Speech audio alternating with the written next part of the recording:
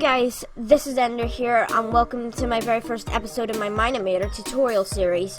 So this is the series that I'm going to be teaching you all about how to use Mine-Imator, which is a Minecraft animation software that's free, easy to use, and it's the software that I use for my animations.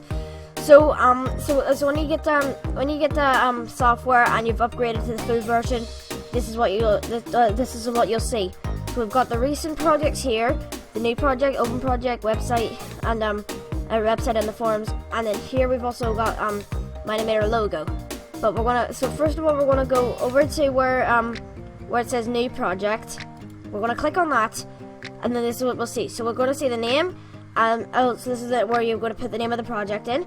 This is the author. If you want to enter in the author of the project, that's optional, and the description, which is also optional.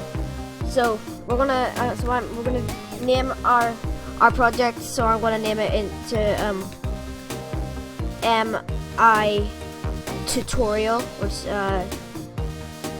Mine-Imator, which stands for Mine-Imator tutorial. And then I'm going to put in Enderlink 57 into the author. Again, you don't have to do this if you don't want to, but in the description, my Mine-Imator tutorial series.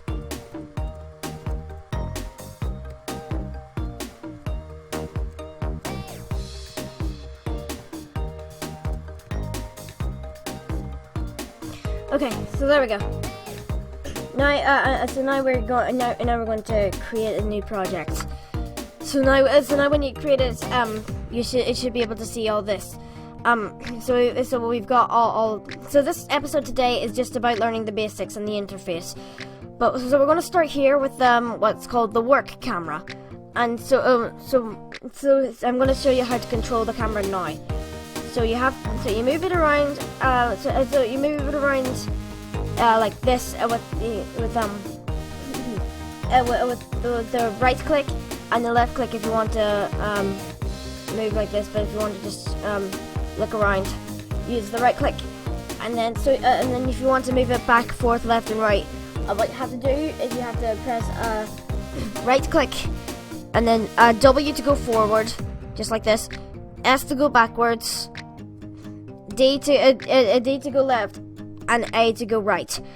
Well, no, D to go right and A to go left. So that's the camera control. Then if you want to go faster when you're moving your camera, hit so you go press shift to go faster, and then it's space shift to go slower and space to go faster. Next, and if you want to return to the default position, press right click and R. Okay, so now we're going to be looking over here at the project properties. First off, we're going to be clicking on project, so you can change the name, the author, and the description. Then you can choose which folder you want it in, and then you can select the size that you want the that you want the animation to be, and the tempo, which is the playback speed. So if you want your animation to go really slow, set it at 1. If you want your animation to go super fast, set it at 100. But if you want it just to go to the default speed, just go to 24. That's that bit, and then we're now moving on to library. So this is something we don't have to worry about right now. We'll talk about this later on in the series. Then background. So this is where you can set the background. I'm not going to talk too much about this, but you can set the time like this, and then the rotation of where the sun is. So yeah, there's the sun right there, and then I can do the rotation, so it moves around like that. And then if you want the sun to follow the camera like this, well, that's supposed to. I don't really know how that works, by the way, but anyways, if you want to, if you want to show the clouds, you get this is if you don't want the clouds to be here, untick this box, and then it's gone. and if you want it to be there, tick it again. So this, so if you want the clouds to be flat, like fast graphics setting in Minecraft, this is how it's done. Just check that box, and then here you can choose the cloud texture, and here we've got the cloud speed, so you can set it really, really fast like this, or really like you can make it go into the opposite direction. But if you want to make it go to the default position, all you have to do is just click on it like this, backspace. Now it won't go any speed. Now, and if you want the clouds to go higher up, it'll go to the clouds Y, and then just slide it along with the left click, and then you can make your clouds go really, really high up like this, or extremely low down like this, or you can have it at the default position, whatever you want. But yeah, if you want a really, really low clouds like that, or extremely high clouds like that, just this, and then yeah, you can do that. Then we've got the cloud block size, which is the size that your clouds can be. So you can make them go extremely small, and then you can make them go absolutely huge to the point where you can't even see them. But yeah, if you set it at 0, that's what it looks like. So we want to have a normal position like that. And then we're going to, and then this is the cloud height, which is how tall the clouds are. So you can do it like this, so it's just completely flat, or do it like this, so it's super duper tall. So yeah, and then you can choose whether you want the ground to be shown or not. So if you're doing like some sort of sky animation, you can uncheck this box, and then there'll be no ground there. So we want to show that for a moment, and then you can change the ground so into different blocks. You can have a ground of fire, ground of water, pumpkins, chests, nether warts, TNT, anything. Most of the blocks of Minecraft are all in this thing. So we're gonna change this back to grass, and then you can choose which biome it is. So which is also the color of the grass and trees. So if you want it to be at a beach biome, the grass will look like this, and then desert hills look like this. So yeah, you can experiment with this, and you can just go through all the different colors to see which one you like best for your animation. But I'm gonna keep it at I'm gonna put it at jungle hills because I like the color of that. And then down here we've also got the colors of the sky and the clouds, and so and all that. So first of all, go with the sky. So you can make it go really white like this, or really like dark blue like this, and you can go through all the different colors. So I'm just gonna. So if you want it to be reset to the default color at any time, press this reset button, and then it goes back to normal. And then you can choose which color you want the clouds to be. So it could look like this. So we could go through all sorts of different colors, like that. Now we've got the ambient color, which is just the color of which is just kind of if you're working with fog, it kind of looks a little bit better. Mix the ambient to different colors. So then we've got night color right here. So you can so if I set this to nighttime, then you can choose a different color for it, which is just the light that comes down when it's nighttime. So you can have it like dark blue, green, red, blue. I've already mentioned blue, though. Purple, all that. But if you just want a normal, press the reset button, and then okay. So we're going to change that back to daytime.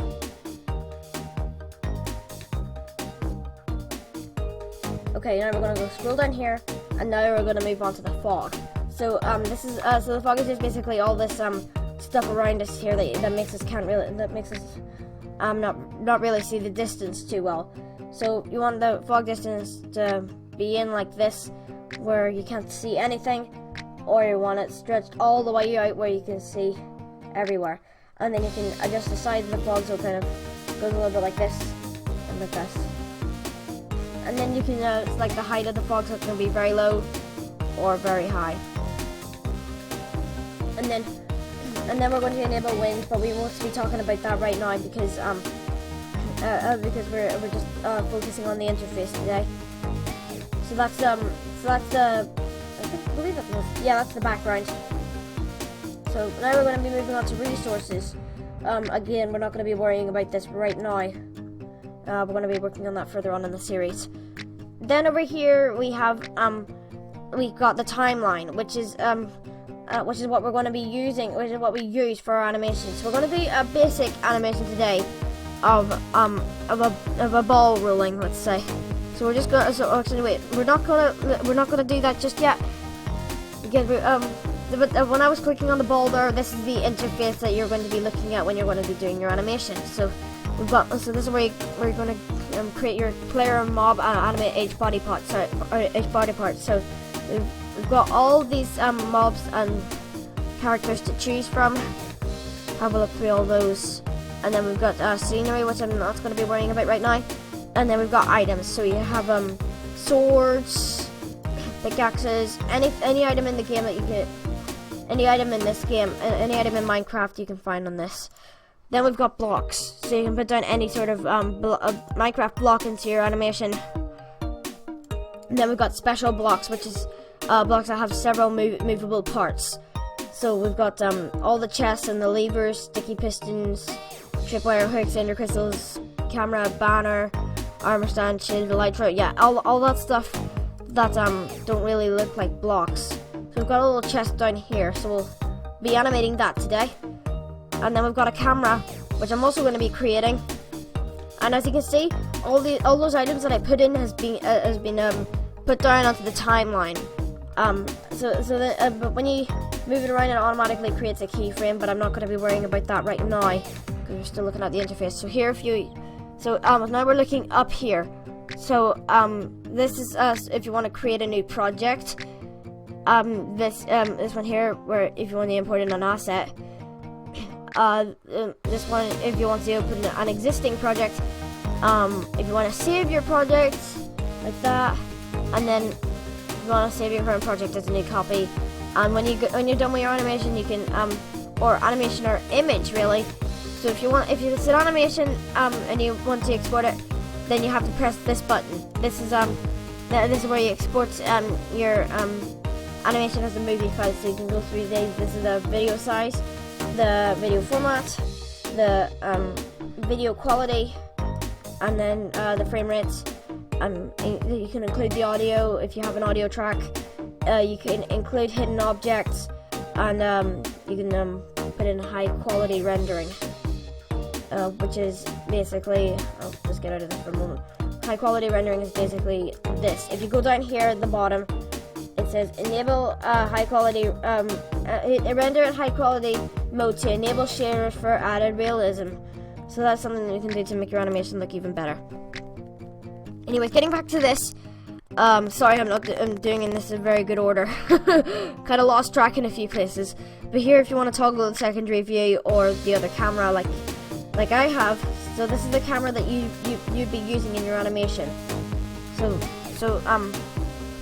if you want to see what that camera's pointing at right here, so you have to press that button, and then we've got the active camera, and so this so here we're going to be looking at this part now. So we're going to toggle controls, wireframes, and highlights in the view, which is basically, so if I click on this chest, as well as seeing it on the work camera, we're seeing it on this camera, but you can disable that anytime right here.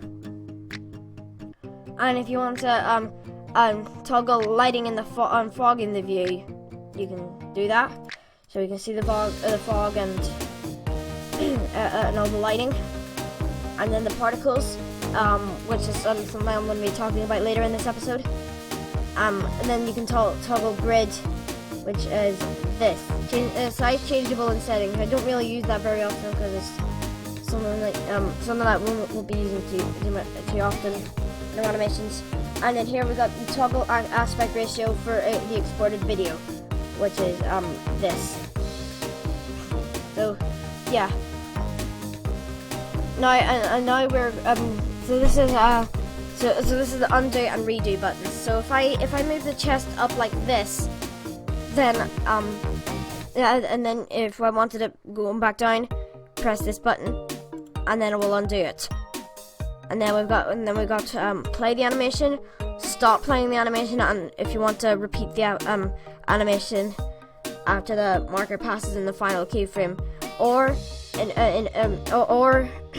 that also means loop the animation around every time you play it. So we're going to get back to this now. So these are all the things that you can put into your animation. So I've already been looking at the camera, but if you want a single part from a mob or a special block, this is what you can do. So if you want part of a, let's see here, pig, then you could do select the body part body, or the front legs or back legs, and the head, different parts of the pig, if you want that. And then here we've got particle creator, which is what I've been talking about earlier. In this episode. And so so the particles, such as the explosions and rain and fire, are all in this. So we've got the default spawner, the explosion, the fountain of cakes, the grass explosion, hi-fi fire, lo-fi fire, rain, smoke, and snow. So we're gonna so you can do like custom particles if you want. Like you can do really advanced stuff, which is all crazy stuff that we're going to be talking even right now. Even like in the next few episodes, we're not going to be talking about custom particles just yet. But these are different. So if we want to create a light, especially at nighttime, if you can't see anything in your animation, this is what you'll have to go to. So point light. This is this is a light that shines in all directions, and yeah, it doesn't really make much difference right now, but I'm just going to turn it to nighttime. And then you can see the point light is shining on the chest. So if I put that into high quality mode, that's what it will look like.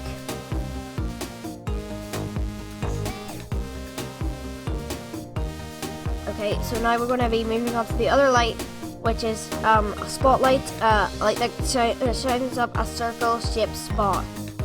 So I want to grab that, and something I didn't talk about just yet was how you move things. So so if we click on this point light, this spotlight, if I can even click on it, you have to left click on it to work, by the way. So this is what you have to do. So first of all, we're going to be talking about position, which is right here. And so this is the X position, which goes left and right, the Y position, which goes up and down, and the Z position, which kind of goes in this direction, like back and forth. So so you can reset the position to the spawn location, which is this. Then you can also copy the selected position. So if I wanted this position here, and if I wanted it in a different part of the animation, so I'd move it over here, and then if I wanted that in another keyframe in my animation, I'd be pressing paste to get it back there. Then you can snap the XYZ values to a grid, which is like this. But again, that's something that we won't be needing to use very often. Then we've got the rotation, which is where